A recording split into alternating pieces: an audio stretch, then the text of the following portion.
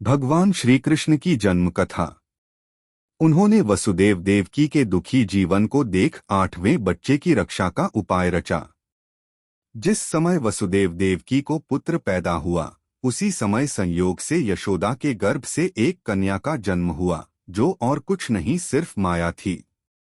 जिस कोठरी में देवकी सुदेव कैद थे, उसमें अचानक प्रकाश हुआ और उनके सामने शंख, चक्र, गदा, पद्म धारण किए चतुर्भुज भगवान प्रकट हुए। दोनों भगवान के चरणों में गिर पड़े। तब भगवान ने उनसे कहा, अब मैं पुनः नवजात शिशु का रूप धारण कर लेता हूँ। तुम मुझे इसी समय अपने मित्र नंदजी के घर वृंदावन में भेज आओ और उनके यहाँ जो कन्या जन्मी है, उसे लाकर कंस के हवाले कर दो। इस समय वातावरण अनुकूल नहीं है, फिर भी तुम चिंता न करो। जागते हुए पहरेदार सो जाएंगे, कारागृह के फाटक अपने आप खुल जाएंगे और उफनती अथाह यमुना तुमको पार जाने का मार्ग दे देगी।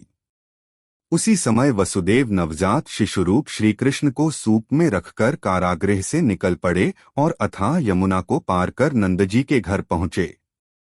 वहां उन्होंने नवजात शिशु को यशोदा के साथ सुला दिया और कन्या को लेकर मथुरा आ गए। कारागृह के फाटक पूर्ववत बंद हो गए। अब कंस को सूचना मिली कि वसुदेव देवकी को बच्चा पैदा हुआ है। उसने बंदीगृह में जाकर देवकी के हाथ से नवजात कन्या को छीनकर पृथ्वी पर पटक देना चाहा, परंतु वह कन्या आकाश में उड़ गई और वहां से कहा, अरे मूर्ख, मुझे मारने से क्या होगा? तुझे मारने वाला तो वृंदावन में जा पहुंचा है। वह जल्द ही तुझे तेरे पापों का दंड देगा। यह है कृष्ण जन्म की कथा।